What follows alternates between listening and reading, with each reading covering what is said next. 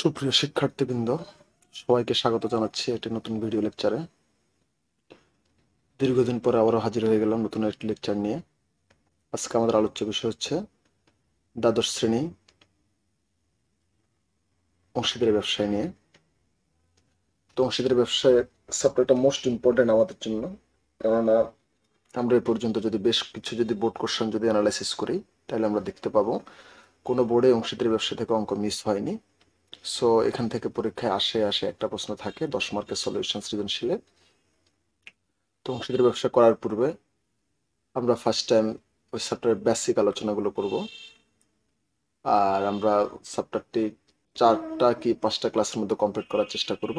তো আজকে আমাদের লেকচার নাম্বার 1 অংশীদারি ব্যবসার বেসিক আলোচনা।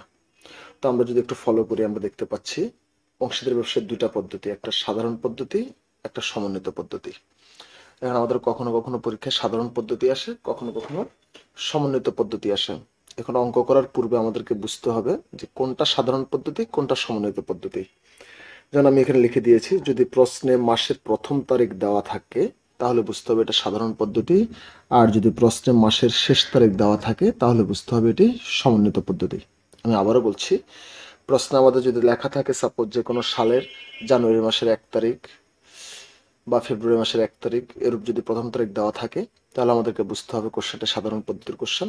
আর যদি প্রশ্নের মাসের শেষ তারিখ, ডিসেম্বর 30 বা 31 বা যে কোনো মাসের 31 বা 30 তারিখ দেওয়া থাকলে বুঝতে হবে কোশ্চেনটা আমাদের সমন্বিত পদ্ধতি। এখন আসে সাধারণ পদ্ধতি আবার দুই প্রকার, একটা পরিবর্তনশীল পদ্ধতি, একটা স্থির মূলধন পদ্ধতি। এখন পরিবর্তনশীল এবং স্থির মূলধন পদ্ধতি অঙ্ক করার ক্ষেত্রে আগে আমাকে চিনতে হবে যে এটা কি পরিবর্তনশীল নাকি স্থির মূলধন পদ্ধতি। তো আমরা ফার্স্টে স্থির মূলধনটা দেখি। প্রশ্নের চলতি হিসাব থাকবে বা চলতি হিসাব করতে বলবে, অর্থাৎ আমাদের সৃজনশীলে যেমন রিকোয়ারমেন্ট থাকে, হয় ওইখানে চলতি হিসাব করতে বলা হবে, অথবা প্রশ্নের ভিতরে আমরা দেখতে পাবো যে চলতি হিসাবের একটা ফিগার দেওয়া থাকে। আর এরূপ যদি ফিগার দেওয়া থাকে তখন বুঝতে হবে কোশ্চেনটা স্থির মূলধন পদ্ধতি। আর প্রশ্ন যদি চলতি হিসাব না থাকে বা চলতি হিসাব করতে না বলে তাহলে বুঝতে হবে কোশ্চেনটি পরিবর্তনশীল পদ্ধতি। আবার সমন্বিত পদ্ধতি দুই প্রকার, একটা সাধারণ সমন্বিত, একটা পুনঃসমন্বিত। এখন কোশ্চেন হলো ভাই কোনটা সাধারণ পদ্ধতি, কোনটা পুনঃসমন্বিত পদ্ধতি। তো সেজন্য আমার লেখা আছে এখানে নোটটা, প্রশ্নের শেষে যদি সিদ্ধান্ত বা সম্মতি বলা থাকে, অর্থাৎ প্রশ্নের শেষ লাইনটাতে যদি সিদ্ধান্ত বা সম্মতির কথা বলা থাকে তাহলে বুঝতে হবে কোশ্চেনটি পুনঃসমন্বিত পদ্ধতি। আর প্রশ্নের শেষে যদি সিদ্ধান্ত বা সম্মতির কথা বলা না থাকে তাহলে বুঝতে হবে কোশ্চেনটি সাধারণ পদ্ধতি। এবার আমরা চলে যাচ্ছি সাধারণ পদ্ধতির মধ্যে। সাধারণ পদ্ধতির মধ্যে পরিবর্তনশীল ঘরের সংখ্যা 2টি এবং স্থির মূলধনের ঘরের সংখ্যা 3টি। দুটি ঘর, একটা হচ্ছে অংশীদারদের লাভ লোকসান আবন্টন। আমি জায়গার স্বল্পতার কারণে অংশীদারদের কথাটা লিখিনি, শুধু লাভ লোকসান আবন্টন কথাটাই লিখলাম। একটা অংশীদারদের লাভ লোকসান আবন্টন এবং অন্যটি হচ্ছে অংশীদারদের মূলধন। আর স্থির মূলধনের ঘরের সংখ্যা 3টি, একটি হচ্ছে অংশীদারদের লাভ লোকসান আবন্টন, একটা অংশীদারদের মূলধন এবং একটি হচ্ছে অংশীদারদের চলতি হিসাব। আর সাধারণ সমন্বিত বা পুনঃসমন্বিত যেটাতেই যাই না এখন আমাদের ঘরের সংখ্যা 3টি থাকবে, একটা সমন্বিত লাভ লোকসান আবন্টন, একটা অংশীদারদের সমন্বিত মূলধন, আর একটা হচ্ছে প্রারম্ভিক মূলধন। এখন বলি, যেহেতু আমরা সমন্বিতর ক্ষেত্রে বলেছিলাম যে প্রশ্নের শেষ তারিখ দেওয়া থাকবে, তা আমরা আশা করি সবাই জানিস বা বুঝি প্রথম তারিখ বলতে প্রারম্ভিককে বোঝানো হয়, শেষ তারিখ বলতে সমাপনীকে বোঝানো হয়। তো আমাদের অঙ্কে যেহেতু সমাপনী মূলধন দেওয়া থাকবে বা শেষ তারিখের মূলধনটাই সমাপনী মূলধন, সো আমাদেরকে এক্ষেত্রে প্রারম্ভিক মূলধন বের করে নিতে হবে। তো আমাদেরকে কখনো কখনো প্রশ্নে প্রারম্ভিক মূলধন বের করতে বলতে পারে, আবার কখনো কখনো প্রারম্ভিক মূলধন বের করতে বলবে না সৃজনশীলে। যদিও প্রারম্ভিক মূলধন বের করতে না বলে, তথাপিও আমাদেরকে প্রারম্ভিক মূলধন বের করে নিতে হবে, কেননা প্রারম্ভিক মূলধন যদি না পাই কখনো আমরা মূলধনের সুদ নির্ণয় করতে পারবো না। আর এখানে আরেকটা জিনিস আমরা জেনে নিই, যেমন এখানে আমরা ঋণের সুদের একটা ঝামেলা হয়, তা আমরা মনে রাখবো সাধারণের মধ্যে পরিবর্তনশীল পদ্ধতিতে এবং স্থির মূলধন পদ্ধতির দুইটা যে পদ্ধতিতে যাই না কেন লাভ লোকসান আবন্টনে ঋণের সুদ আসবে, আর পরিবর্তনশীলের অংশীদারদের মূলধনের ঋণের সুদ আসবে না, কিন্তু স্থির মূলধন পদ্ধতিতে চলতি হিসাবে ঋণের সুদ আসবে। আমি আবারও রিপিট করছি, ঋণের সুদের একটু জটিলতা সৃষ্টি হয় অনেকেরই, যে ঋণের সুদ কখন কোথায় আসবে না আসবে। তো ঋণের সুদটা আমরা মনে রাখবো পরিবর্তন এবং স্থির মূলধন উভয় ক্ষেত্রেই লাভ লোকসান আবন্টনে ঋণের সুদ আসবে।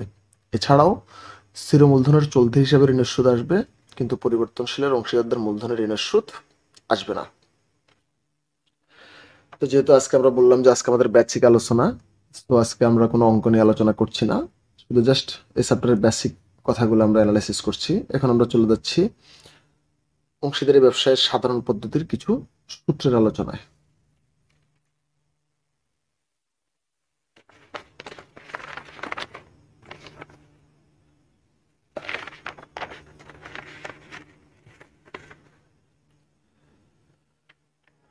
আমরা চলে যাচ্ছি অংশীদারি ব্যবসায়ের কিছু সূত্রের আলোচনায়।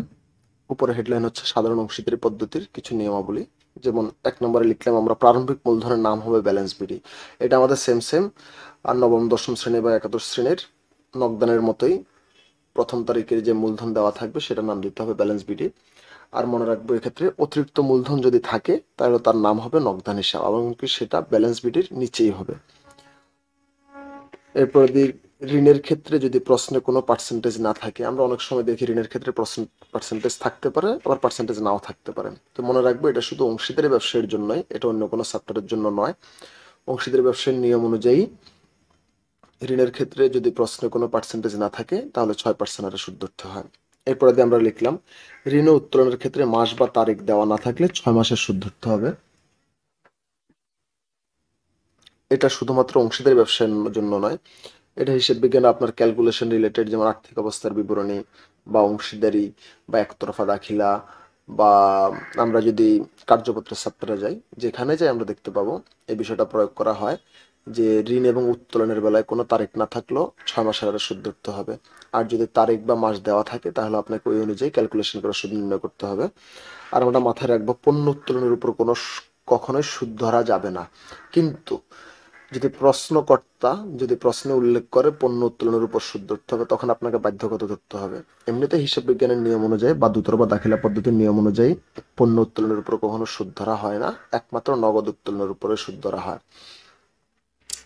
এরপরে আমরা আরেকটা নোট দিচ্ছি, প্রশ্ন অংশীদারদের নাম ছাড়া কোনো খরচ বা বকেয়া ও অগ্রিম খরচ দেওয়া থাকলে তা শুধুমাত্র অংশীদারদের লাভ লোকসান আবন্টনে বসবে। সাপোজ আপনাকে দিয়ে দিল বকেয়া ভাড়া, তো আমরা এক্ষেত্রে দেখতে পাচ্ছি কোনো অংশীদারদের নাম নাই, সো এটা একমাত্র অংশীদারদের আবন্টনে আসবে।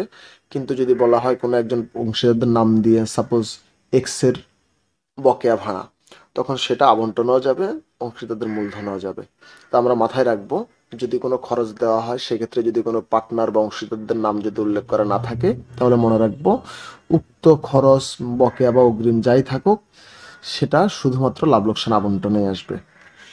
এরপরে আমরা চলে যাচ্ছি আর একটা সূত্রে, লাভ লোকসান আবন্টনে কোনো কিছু লেখার পূর্বে প্রশ্নের শেষ লাইনের আগের লাইনে, এখন আমরা বলে দিচ্ছি একটা কথা মনে রাখবো ভাই, প্রশ্নের শেষ লাইনটাতে দেওয়া থাকবে নিট লাভ, আর নিট লাভটা শুধুমাত্র অংশীদারদের লাভ লোকসান আবন্টনেই আসবে, আয় পাশে বা ক্রেডিট পাশে।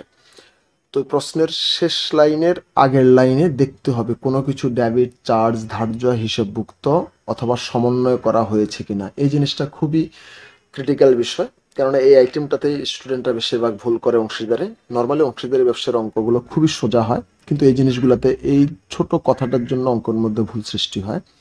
তা আমরা মনে রাখবো প্রশ্নের শেষ লাইনের পূর্বের লাইনে যদি কখনো কোনো কিছু ডেবিট চার্জ ধার্য হিসাবভুক্ত সমন্বয় করা হয় তাহলে মনে রাখবো উক্ত আইটেমটি লাভ লোকসান আবন্টনে আসবে না। আমি আবারও বলছি, কোনো কিছু আমার লাভ লোকসান আবন্টনে আনার পূর্বে আমরা সবসময় প্রশ্নের শেষ লাইনের পূর্বের লাইনটা ফলো করব, দেখবো যে কোনো কিছু ডেবিট চার্জ ধার্য হিসাবভুক্ত বা সমন্বয় করার কথা বলা হয়েছে কিনা। যদি করার কথা বলা হয় মানে ওই 5 রকম বা 4 রকমের কথা যদি কিছু যদি বলা হয় কোনো আইটেমের সাথে যদি বলা হয় তাহলে উক্ত আইটেমটি লাভ লোকসান আবন্টনে আসবে না। সাপোজ বলা হলো আপনাকে বেতন ডেবিট করার পর, তাহলে মনে রাখবো যার বেতন ডেবিট করা হয়েছে উক্ত বেতনটি লাভ লোকসান আবন্টনে আসবে না। বলা হলো সাপোজ উত্তোলনের সুদ ডেবিট করার পর, তাহলে মনে রাখবো উত্তোলনের সুদটি লাভ লোকসান আবন্টনে আসবে না। সাপোজ বলা হলো যে কোনো একজন অংশীদারদের মূলধনের সুদ হিসাবভুক্ত করা হলো, তাহলে মনে রাখবো উক্ত ব্যক্তির মূলধনের সুদ লাভ লোকসান আবন্টনে আসবে না।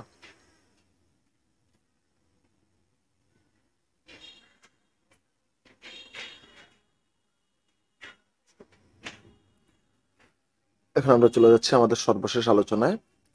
আর একটা জিনিস মাথায় রাখবো, সেটা শুধু বেতনের জন্যই প্রযোজ্য, অন্য কোনো ক্ষেত্রে মনে রাখার প্রয়োজন নেই। কারণ এই জিনিসটা শুধু বেতনের ক্ষেত্রে দেওয়া হয়। বলা হতে পারে বেতন গ্রহণ, উত্তোলন বা তুলে নেওয়া।